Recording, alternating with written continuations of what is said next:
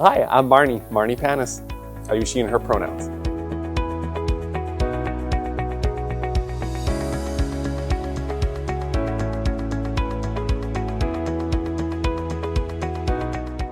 I've been an active member of Edmonton's LGBTQ2S+ community for, probably over 20 years. As an activist, as an advocate, as a peer support, leader, friend, queer family member, all the things. There's not one title, I think, that defines the work that I've done and the participation I feel in this amazing community. I remember 20 years ago was really the first time that Marni was introduced to the world, although this has been a part of my life since probably I was young enough to remember. Ages 5, 6 years of age, I remember wearing my mom's clothes and my sister's clothes. I never understood gender. I never heard the word transgender. I was into my 30s. I just knew that I didn't feel comfortable and that I could be totally me as living up to the expectations of me as that young boy. And wearing my mom's clothes, my sister's clothes, I felt at peace. But as a child, you get really good at being alone, and you really get good at being alone with your secrets. And that's what I found for the many, many years of my life. And then eventually I found a group of people online, and it was internet started in the late 90s. And for folks of us, living in rural Alberta, just finding other people who are like you for the first time, to realize that you're not the only one like yourself, was a life-changing, life-saving moment. It would still take me many years before I found the courage to actually come out as me, but it took interacting with the girls of the Edmonton Illusion Social Club way back in the day, a group of cross-dressing women and allies, that I finally found the courage after all those years to step out into the world as me. And that first night was meeting, actually, Darren Hagen was really great. She was doing an event for the Illusion Girls, and the next night I got to go to the Roost in Edmonton for the first time, a place I'd driven by many times, was always too afraid to go in, but I got to go in for the first time as me, and it was the first time I found community. I found safety. I found friendship. And the first time I remember going really out in public, it was February of 2003, and the Illusions Girls, we all went to the Roost on a Saturday night. And up until then, I'd driven by the Roost dozens of times over the years, and I was too afraid to go in. But wearing my gown that I'd had purchased probably years before, and I finally got to wear it out, and hearing the music and seeing this eclectic, diverse group of people, just feeling at home, feeling in community, feeling in family, and was something that I will never forget. That first moment, and just what it meant to me to finally find a peaceful place to exist.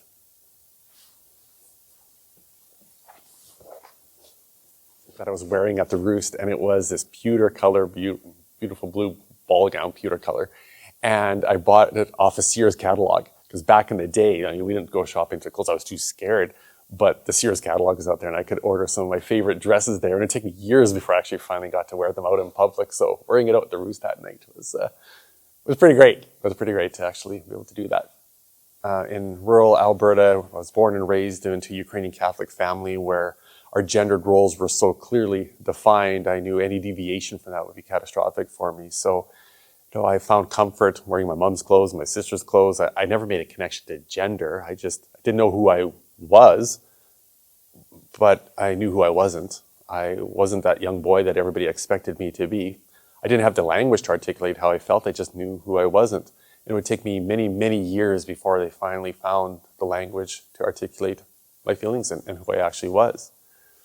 It'd be many years later, in the mid-90s, that I met my partner at the time, Lorena, and we fell in love with each other right away, and she accepted me for who I was. In fact, it was a month into our relationship that I told her that there was this side of me, and she accepted me right away for who I was, and we built a beautiful 20 years of life together. We struggled for many years to have children, but we were able to conceive two amazing boys, Alex and Andrew. We named them Alex and Andrew because they were born so early, so premature. We actually never got through the A's in the name book. That is a true story. And just thinking about the experiences that we had when they were born 3.5 months early, very tiny, very sick. We'd spend the next 5 months living in the neonatal intensive care unit in Edmonton. And it was a remarkable time as well, because I remember the community just wrapping their arms around our family.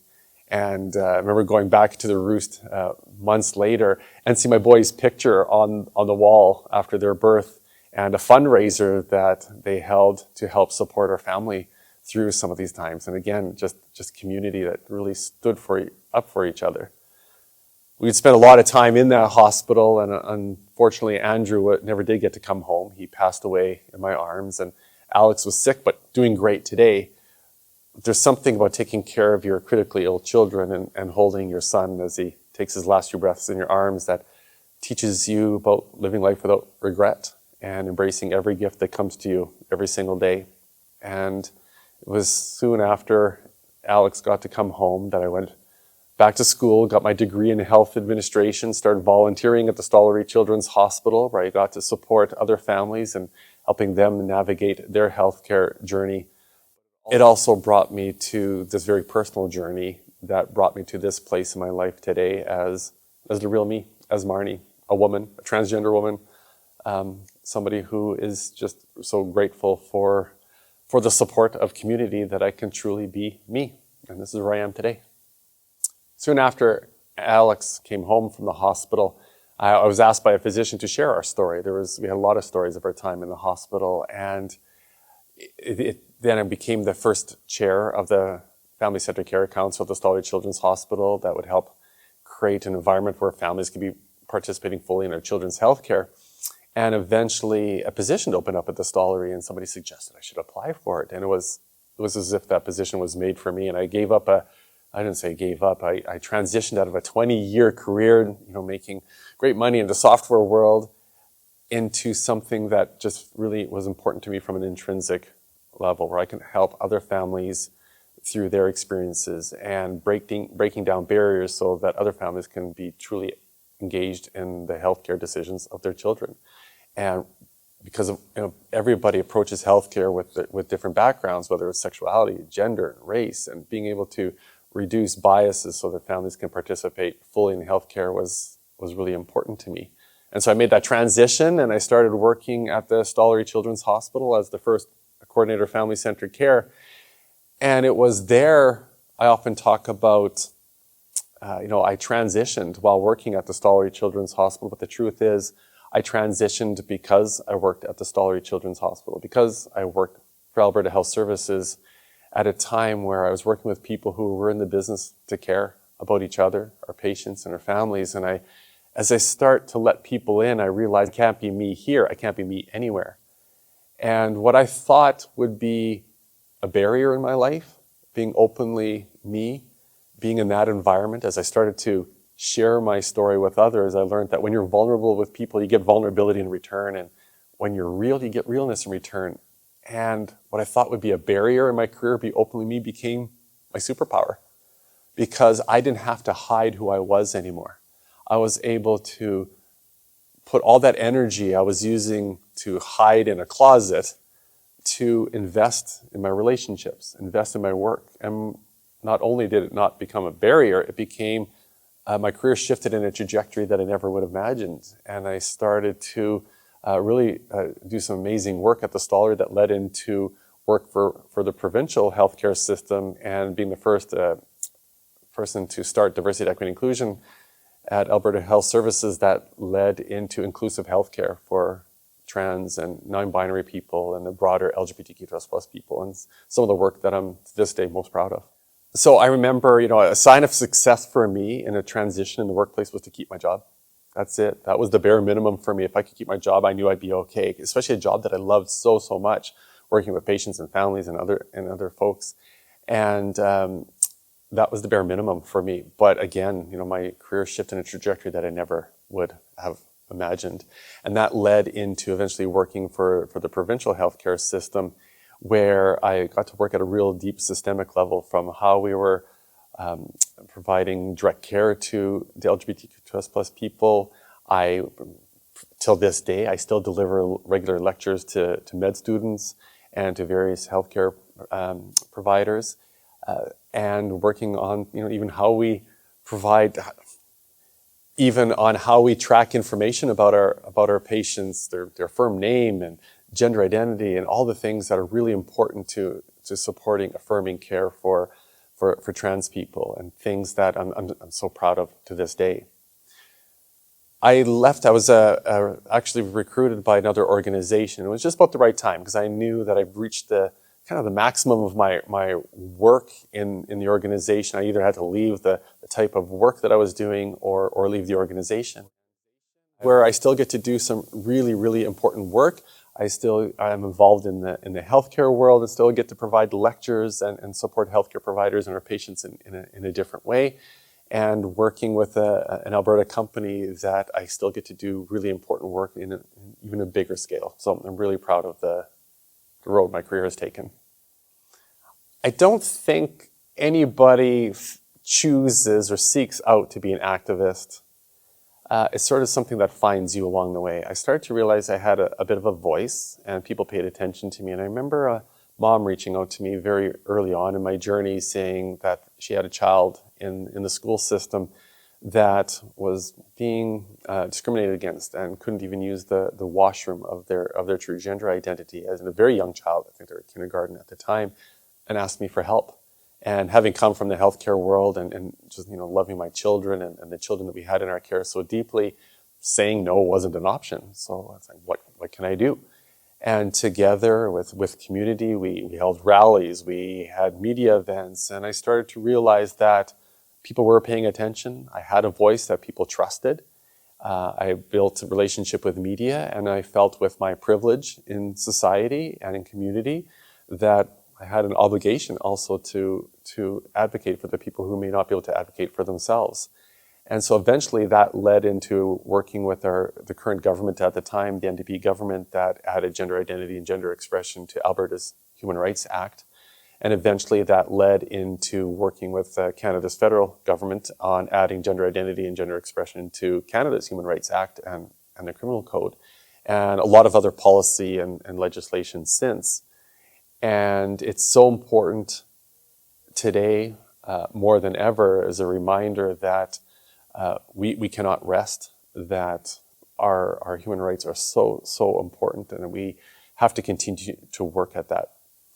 I think probably where I find the most reward is every now and then I'll hear from a family member, a child, or somebody who said, I was able to transition. I was able to get my identity documents changed.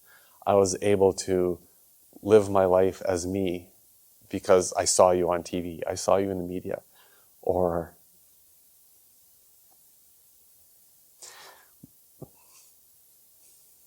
And those moments in particular, as difficult it is in today's world, having those moments are where one finds resiliency, that this is why this matters. And we can't stop, and I won't stop. He was a member of Parliament for Edmonton Centre and special advisor on LGBTQ+ issues to Prime Minister Justin Trudeau.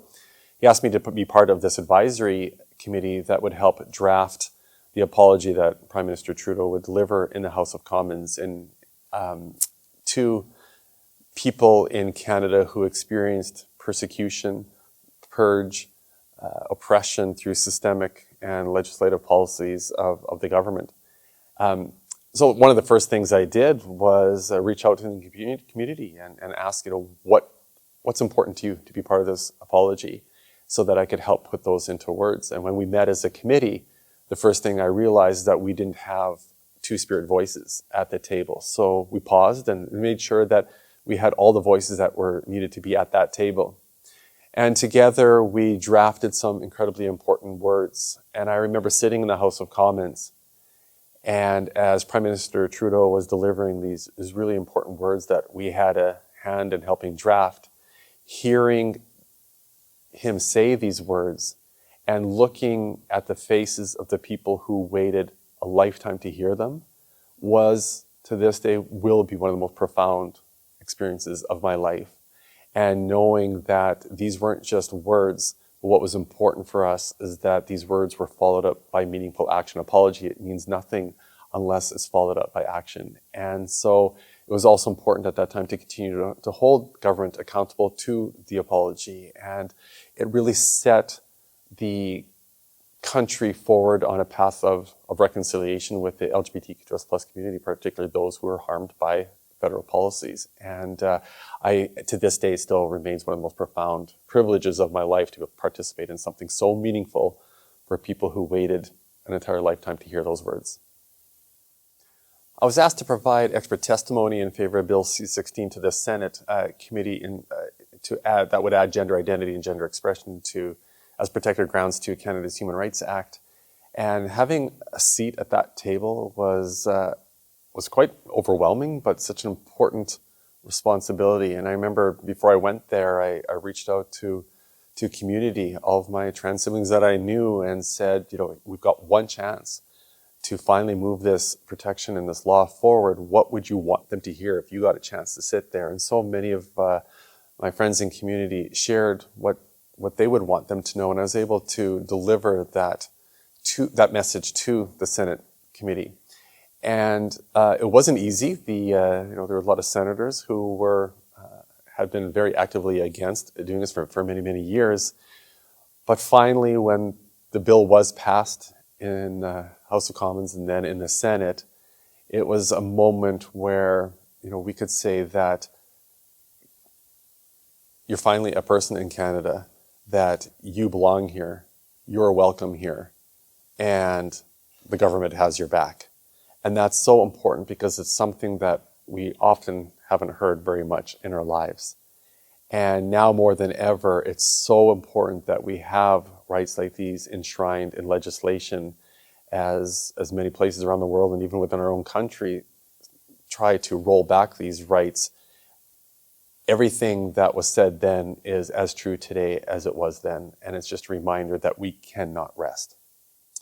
I've been really fortunate to be recognized for a lot of the work I've been able to be part of through a number of awards and recognition, whether it's from the Northern Alberta Institute of Technology as their alumni distinction and the Jubilee Medal, Queen's Jubilee Medal, and the Coronation Medal of King Charles, and even my hometown high school.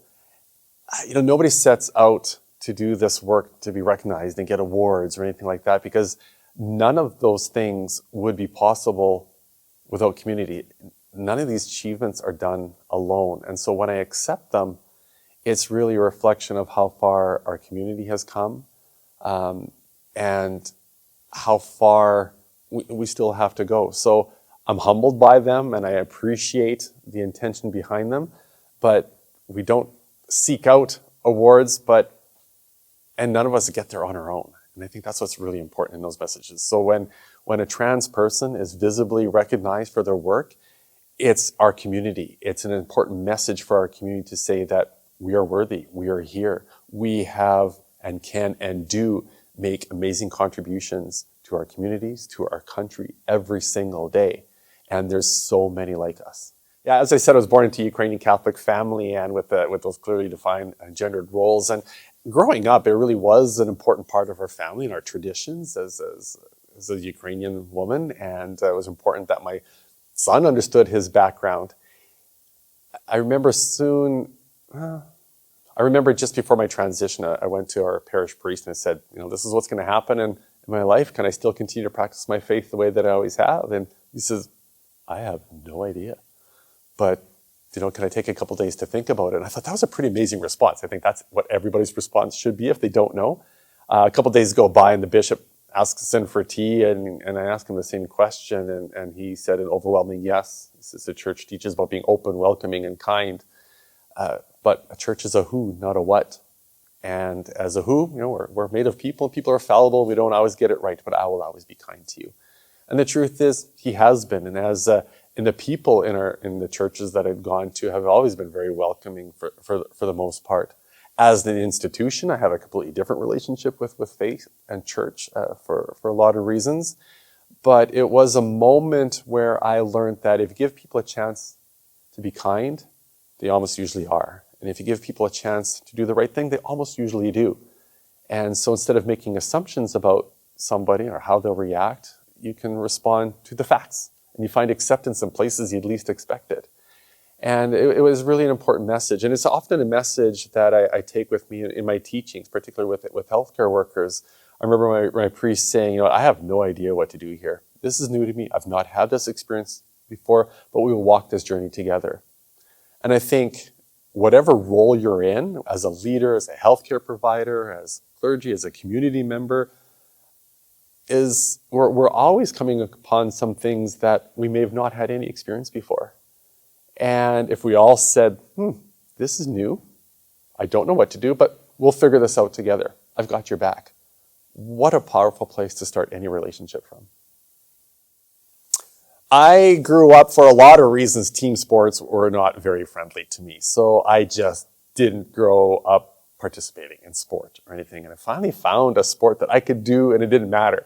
And that was running. And it was in 2001, and Edmonton was hosting the World Championships in athletics at the time. And we opened up our home to any athlete that needed a place to stay during that time. And it was actually the Romanian women's marathon team that stayed at our house. And she had won silver in the Olympics the year before, and she trained out of our home. And I thought, wow, this is amazing. I was inspired. And she ended up winning the World Championships at that time. And I thought, in a year, I'm going to run a marathon. And my spouse at the time, she's like, okay, well, I support you, but I'd never run a day in my life. A year later, I ran my first marathon in Sydney, Australia. And it was so freeing. And it really made a difference for my mental health. I was actively found a sport that I could do. And then I thought about, years later when I would transition, what would that mean to my sport and my ability to run? Soon after my transition, at least socially, I'd been on medication for a period of time. I ran my first race as a woman as part of the World Masters Games. And what was interesting for me, even though my times slowed down and my experience shifted, because I was so much at peace with myself, with who I was, it was less about getting those times and less about, competing against each other. It was about enjoying the experience. And it was another place where I found peace in my own journey. I was able to continue running, and I still do to today. And I know there's a lot of conversation around women participating in sport, particularly trans women in sport, a lot of barriers. And a lot of these barriers, whether it's legislation or policy, are based on no fact. They're based on ideology at best. And what concerns me is that it limits the ability for trans girls and trans women to participate in sports that they love, to participate in sports where they truly can find community and participation for an already marginalized community. And so I have great concerns for that, because my own personal experience was when I was running marathons, I competed even in the New York Marathon, and I always finished in the top 8% of men. And after my transition and being on hormone therapy for a period of time, I would, with the same training mechanism, I would finish in about the top 15% of women. So I have had the privilege of getting to know a lot of media, particularly in the Edmonton community, and we've got exceptional media in this city. And being able to build trust with media, they provided a platform not only to share the challenges and struggles that many trans people experience in society, but also the amazing gifts that we bring to community. So we've had a lot of great relationships built over the years, and that has provided me a platform in many cases to talk about the really important issues that trans people face, but also to see trans people as part of the broader community, that we exist, that we're here in all aspects of life. So I often would seek out participation in media events that had nothing to do with being trans, because I think it's so important for members of the community, particularly young people in our community, to see a person on TV, in media, who happens to be trans, but it's not about that. And it started to really normalize the existence of trans people in greater community. And I found myself in some very interesting experiences, being on CNN, BBC, doing a TED Talk, and being a trusted source for many media to come to me and to my community. And I think it's really helped advance our story that we could own our narrative as trans people. And that is really important because there are a lot of people who will try to fill in our stories, and it's often not very positive. So for me, it's allowed me to own my own story. And when people take the time to get to know people, like truly get to know people, that is the most important way of breaking down barriers. It's the most important way of reducing discrimination, of hate, because it's really difficult to discriminate against somebody that you have a human connection with, that you like. And so it's really important for media to show the real stories of trans people. And I've been blessed to have had that opportunity a few times. Some time ago, I experienced a really difficult time with Edmonton Police Service when a friend of mine, a trans woman, was out on a date, and I was her safety check, like I am for many women in my life, and they had been for me when I was back dating. And when she missed her safety check, I called her and I tried to support her. Hadn't heard from her, and we had a pretty serious rule that if she missed her safety check, I would phone police. I took that role very seriously, understanding that trans people, trans women are certainly a great risk from violence in such situations. And so when I called police 911 and shared that my friend is a trans woman out on a date and missed her safety check, the response that I got was, well, then she shouldn't be in that profession, should she? And that hit me like a ton of bricks, that response. Because I think about, in my life, all of the privileges that I have in my life as a white person, somebody who looks like what a woman should look like in a very binary world. I'm able-bodied, educated. There's so many things that I have going for me in my life. And for one moment, one word took all those privileges away, and now the life of my friend is at risk, and potentially mine in the future. What happens if I ever need help? Will I get the service that I need? And we went through, my friend is fine, thank goodness. We were able to resolve that.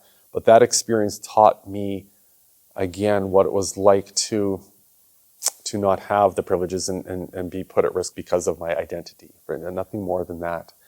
And so with power and privilege, I was able to use that and put in a human rights complaint that took many, many years to go through. And while the decision found that discrimination occurred, that it was still dismissed, which was really surprising to me. I'm not sure how they came up with that, and many lawyers agreed. And so we're still pursuing this through judicial review.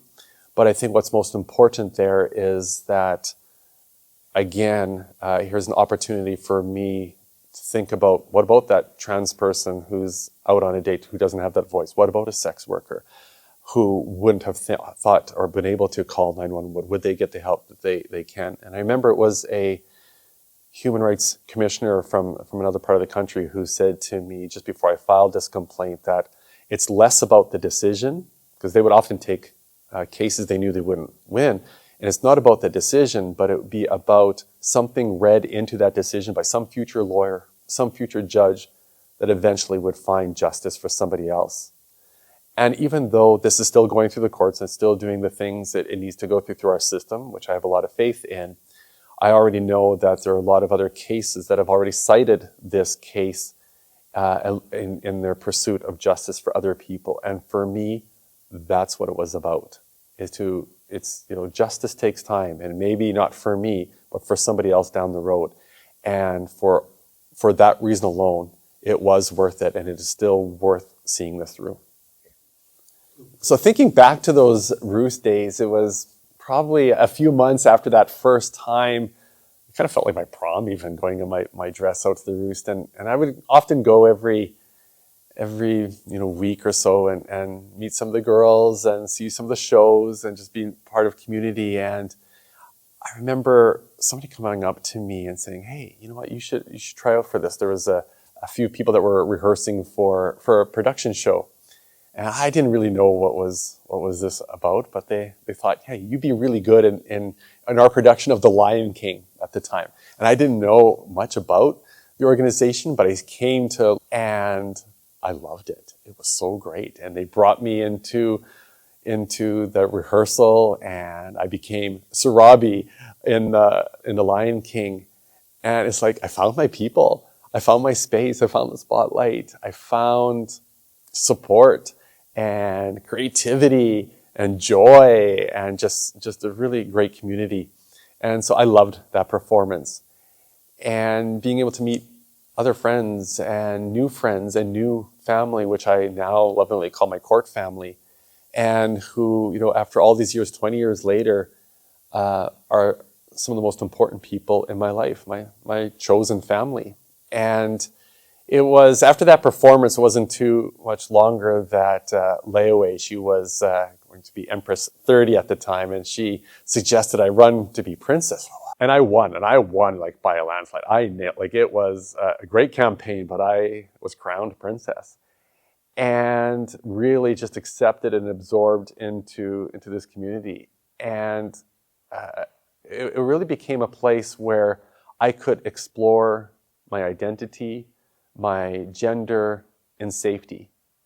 And it would take, probably another near 10 years before I actually would transition publicly, but I found safety in community. Eventually, I would be crowned Empress. And it was actually really funny. It was years ago before that when I was part of the Edmonton Illusions social club. Back in the day, there would only be printed magazines. We weren't online, so there's printed magazines. And I remember looking at the first magazine, and on the cover was an Empress from Calgary. I thought, Empress? And there was this coronation ball. I'm like, what is this? So it's something I actually knew something about years before. And then all these years later to be actually crowned an Empress and to be a representative of Edmonton's LGBTQ+ community in that role, it put me on a path that I never would have expected. I think that's really where I got the confidence of being out in public and advocating for my community and finding my voice. And my family was very much part of it. And, a community that wrapped around me, and we were able to raise some really important money, not only for HIV research in my year, but also to go back full circle to support the NICU and purchase chairs so other families can hold their babies as well.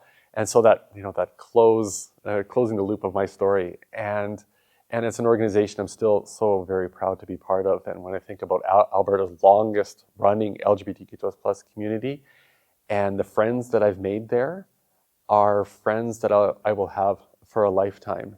And thinking the contributions that they've made not only to the Edmonton's LGBTQ+ community, but the greater community. And there's history. This is Alberta history right here. And a lot of people may not know this story, but this crown was the first to be worn inside Alberta's legislature, other than the sovereign, Queen Elizabeth II at the time. And I was invited by Rachel Notley at the time to be introduced to Alberta's legislature. And Rachel Notley was leader of the NDP party at the time before she was premier. And it was to honor Human Rights Day in the legislature. And I would be invited to come in with my upper house, but I couldn't wear my crown inside. They told me very early on that the only person who could wear a crown inside the legislature is the reigning sovereign, Queen Elizabeth II. And so I understood, and they went through all the British North America Act. They went through years of history all the way back to when Canada was formed to see, what the rules were, and I could come in as an empress, just not wear my crown. Okay, fine. So we went in, had a tour of the legislature, and then as I was going into the legislature, to the assembly itself, wearing my crown, and security asked me to remove it. So I was just about to. And the Speaker of the House was watching on closed circuit television us coming through. And we're a bit of a scene. We're all wearing our jewels and making, we were having quite a presence. And so he asked, who is this? What's going on? And when security asked me, I said, well, this is why this crown is really important. As the figurehead for our community, it's a really important symbol of our community and who we are and what we mean to each other and to the work that we get to do in community. And it was in that moment that the Speaker of Alberta's Legislative Assembly gave me special permission to wear the crown. And so I became the first person to wear a crown inside any legislature in Canada, in Parliament, anywhere other than Queen Elizabeth II.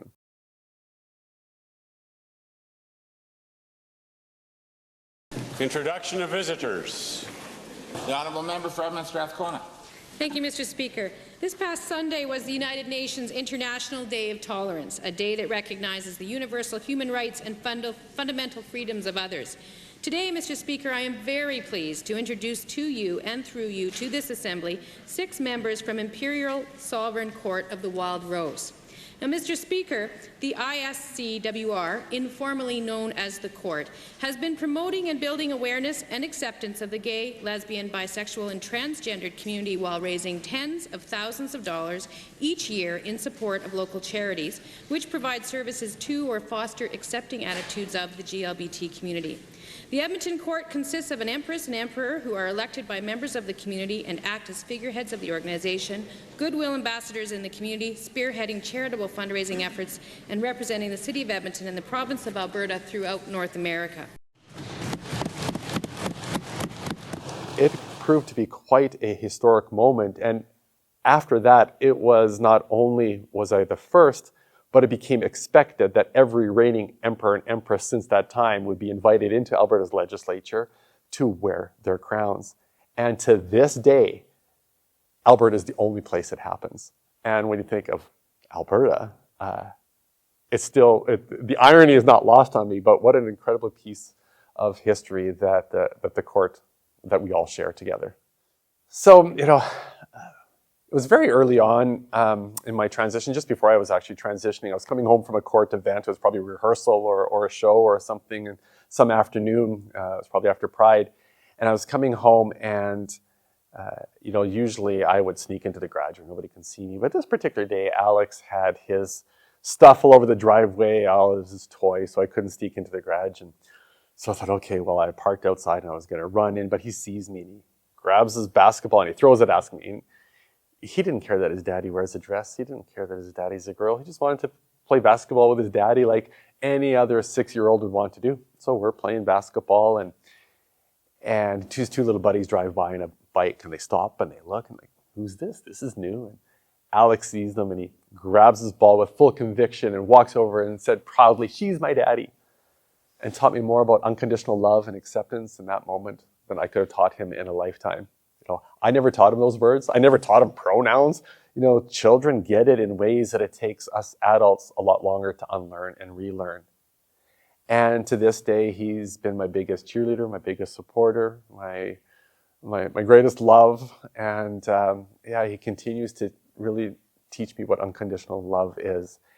And as he's emerged into this amazing young man that is going to college, I couldn't be more proud of the man has become. And he's always been part of community, and all these years later, community so love him as one of his own or one of their own in community. And I'm just so proud of who he's become. His mom and I have a great relationship. We did a divorce soon after my transition, and she said, this is something you have to do. I don't know if I can be on the other side. We did get to the other side, but for her to live her authentic self, it's not to be married to a woman. And so while we divorced, our friendship is stronger than ever, and there's still love. There's certainly a love that is connected through the love of our children, and we're amazing co-parents, and I'm just really grateful that she's a big part of our lives. So, I found myself single and dating again. I tell you, it's a different world dating. 20 years earlier, we did not have Tinder or online date. Oh my gosh, any of that stuff. And you find yourself a single person for the first time in 20 years. You find yourself a single woman for the first time in your life. And trying to date was a new journey for me. And in particular, as a trans woman, it's also scary. To be upfront about your gender identity and, not only the rejection, but you could find yourself in a very dangerous situation if you're in the wrong situation. So I went into it I was very reticent. And so I'd kind of poke my head into the dating world, and then I'd back out. But what I learned is that when you finally accept yourself for who you are and love yourself for who you are, it's amazing what happens is that you find other people who also will love you. When you can finally believe that you're worthy of being loved, you can find that love. And I'm just grateful that I found the second love of my life, and in my partner Shane, and we're we've got this amazing life together that we're building with Alex and Lorena, that the great friends that she is, and we found a great path forward. I think now is as much of a reminder of something that I've said ever since we added gender identity and gender expression to the Human Rights Act, is that we're only ever one election away from losing hard-fought rights. And we're seeing those very rights being attacked today in our own province. And when I see the legislation that is out there, they're truly an act of violence against the community, particularly amongst the most vulnerable, amongst the youth in our community. I started my advocacy, I started my work, helping children in the hospital and in community, and to see our most vulnerable being attacked in such a way that we already know is limiting their ability to participate fully in their education, in their health care, in the sports that they love, with the aim to erase them from society. And my heart breaks for them, for the youth in our province, for all trans people who really just want to participate in society and just be. And I worry, for some people may leave the province. That isn't an option for most. And so it means that less people will be able to come out and be their whole selves, because the truth is, right now, it's scary and it's dangerous. And I think that these policies that they've been put in place are based, again, on nothing more than ideology and not evidence, and the harm that it has already caused some of the most vulnerable people. Just to keep a small segment of our population happy is a very low point in our journey as a province and in this country. But it's also a catalyst to remind people that we have always been here. We will always be here. We will not be silent. The fight will not end, and we're not going anywhere. And we will continue to fight these very dangerous policies. When I think about my own experiences growing up, I never had language. As I said, I didn't have the supports around me and the knowledge to identify and articulate who I was. It doesn't mean that there were any less trans kids back in the day. What it means is that, people didn't have the language to articulate how they felt. Today, you see a lot more youth expressing their gender identity in ways that I never could or never even thought was possible. And with that, I think the work that I do, the resilience that I get, is when I meet with those youth and I meet with young people and see their hope that despite all of this, that they're finding their way through. And that's really important. When I think, and I look at today's youth, and with all the challenges that they're experiencing today, that they have supports that maybe I didn't have growing up. And I know that I have full faith in justice, and that this is a long road. And while we have hit a pothole today, that history has shown us time and time again that the arc always points towards justice. The road is long. Success isn't linear, but I do believe, looking in our youth as they grow into amazing adults, that they embrace inclusion, they embrace social justice, and things will get better for them, but doesn't mean we don't stop working, and we'll be here to support them. Just quickly on the healthcare piece, because that's where I spent a lot of time, right? When I think about this, the legislation that has impacted the youth in our province and trans people in general in this province, it's something that every Canadian should be concerned about. When I think about even the healthcare limitations, when you have a government that is interfering with the conversation between a healthcare provider and their patient, should scare every single Canadian. And so this legislation isn't just about limiting trans people, although that is horrendous enough. This is something that does impact everybody else. So, it's important that we all stand up against the erosion and the attacks on human rights, because, as we've heard time and time again, we don't get there until we all get there. Where do I see my advocacy today? I think the most important role that I have today is living out loud, living proud, being public, living true queer joy, trans joy, lesbian joy with my partner, my family, showing youth, that you're worthy of being loved, that you're worthy of loving, that, to see a happy, healthy, loved trans woman in public is probably the biggest gift that I can give my youth today, because my existence is resistance. And just being, I hope, gives youth hope that they can be too. And that's something that I'm going to continue to live to do. Yeah. I'm Marni Panas, and I'm a proud, out loud, bold trans woman, and I'm so proud to be part of this community. Hear me roar.